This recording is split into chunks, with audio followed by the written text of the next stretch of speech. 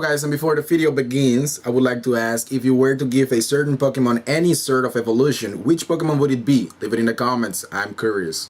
Hello guys, so what is up? This is Castle Perfect bringing you another episode of my Pokemon Wi-Fi Battle videos. Today I'm bringing you a battle that is not quite positive if you ask me, but it was a lot of fun and I just wanted to show you another side from me that I don't often show.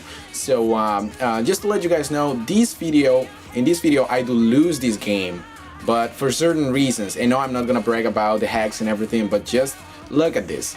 Anyways, my opponent is gonna lead up with an Alakazam. I'm gonna switch out breaking the Psychic right away to my Registeel, and as you can see, I'm using a different team this time. It is because I'm tired of losing, because, you know, in the UU tier, you got Zapdos and all those freaking overpowered Pokemon, so I decided to just give my team a little bit of a power up so far, just because I don't like losing too much, you know, just because I'm trying to be original and people just keep whoring things all over the place, so I decided to use something else. So I'm going to go ahead and set up Stealth Rex. As you can see, here is the first hack. I just tried to go for the Hammer Arm instead of the Earthquake, just because I wanted to pop down the balloon, because I cannot hit the Magnetric as long as it has the balloon. So that's the first hack, and the second hack is he gets a burn right here. And yeah, you will see why this actually managed to be game-changing, because if I was able to just finish off the Magnetric right off the bat, this thing would not have been a pain in the long run. But you will see in the end what I'm talking about. So I'm gonna go ahead and send out my Raikou, as my Raikou is definitely gonna be able to take a flamethrower up the ass, but you know, he's fine like that. So I'm gonna go ahead and put up some Calm Minds, which is, you know, gonna help me out in the long run, and I can take those flamethrowers like a beast. But instead it goes out for a Volt Switch, and it is just the same as the U-turn. It will just go ahead and switch out his Pokemon for something else that is probably the advantage over my Raikou. So I get another Leftovers Recovery, which is fantastic. So he sends out a Celebi, which is rather unfortunate.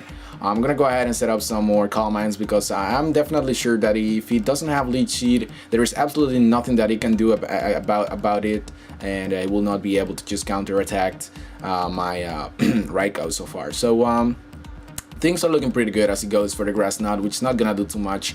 So I'm gonna go ahead and go for the Hidden Power Fire, and that's gonna do about half. No, not really. It's almost gonna kill it. I should have gone for another Calm Mind right there. I know I was kind of stupid. I should have done that, because he also got another Pokemon that's kind of quite the pain in the ass, if you ask me, and it is definitely Mr. Have a Problem, which is the Porygon 2. It is been extremely overused in the UU tier, and it's been a pain in the ass every time I have to face this thing. So I'll just go ahead for another Hidden Power, trying to take out the Celebi as he switches out into this thing, and it's gonna take it up real nicely. As you can see, it didn't do anything actually. So I go for the T-Bolt here, and I thought after like 2 Calm Minds I will be able to finish him up, but apparently not even with a stabbed Thunderbolt, which is kind of unfortunate.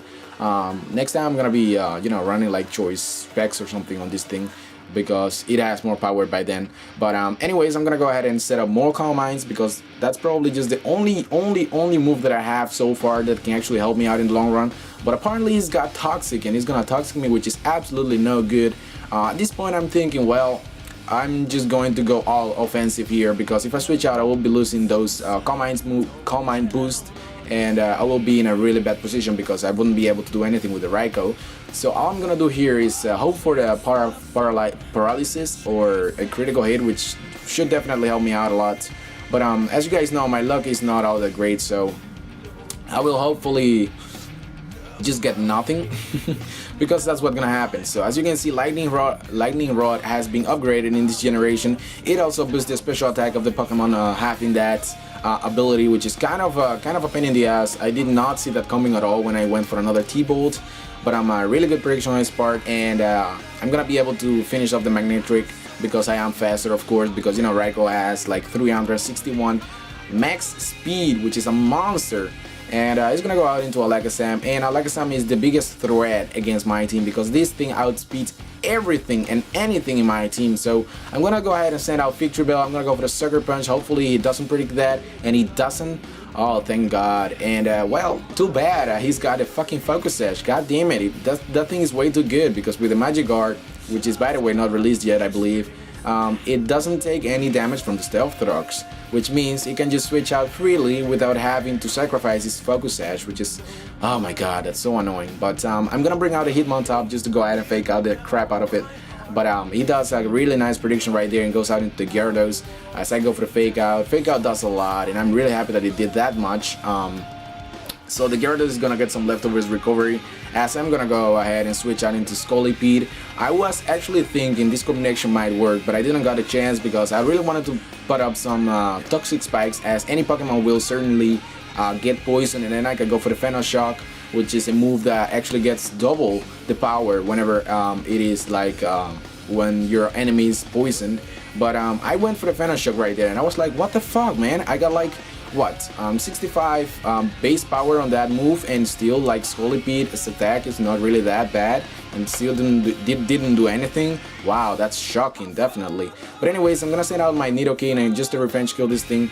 At this point, my Nidoking is not Choice Scarf. In my next video, you will see this Nidoking doing some job, some work here, because it's got a Choice Scarf, and I switched his move pool a little bit and made him a little bit better. So my enemy is gonna bring out an Alakazam. He's gonna go for the Psychic, and as you can see, because I took 2 flamethrowers from the Magnetric at the beginning of the game, and I got some hacks, and this is gonna be a good game pretty much, because Alakazam is gonna be able to outspeed everything and just finish off my Registeel, because otherwise if I wouldn't have gotten those hacks towards me at the beginning of the game, I would be able to leave at least 2 let's say Psychics right there and just finish off the Alakazam and have a little bit of a chance to beat his team right here, which is kind of unfortunate, but hey, I cannot change it. It's just the game, so unfortunately. Anyways, I'm gonna switch out to Nidoking right here and gonna go for the Poison Jab, which is not gonna do anything at least. I think I got minimum damage right there, which is kind of unfortunate. I always get those kind of things whenever I need maximum damage, but that's just the game. It's gonna go for another Ice Beam, which is, you know, almost gonna take me out, but it didn't happen. So I was pretty much happy that the Porygon 2 got out of the way. But the main threat here is the Alakazam. If I don't take the Alakazam out, it is pretty much a good game. So it brings out the Staraptor, which is Own Edge, and definitely that Pokemon is like the best bird in all generations. Like it's got such a good speed base and also attack. It is just a monster. I might just use one myself. So I'm just gonna go ahead and send out Hitmontop. Gonna go for the Fake Out and Mag Punch just to finish off this Raptor. But as you can see already, you know which Pokemon he's got left. He's gonna go for the 4th gen, and this is game changing. Look at this HP. Mag Punch. Are you fucking serious? For real? How? Just what? How did that? Oh my god! When that happened, dude, I was so frustrated. I just wanted to smash my DS towards the ground and just never play Pokemon again. I got minimum damage right there. Oh my god! What the fuck?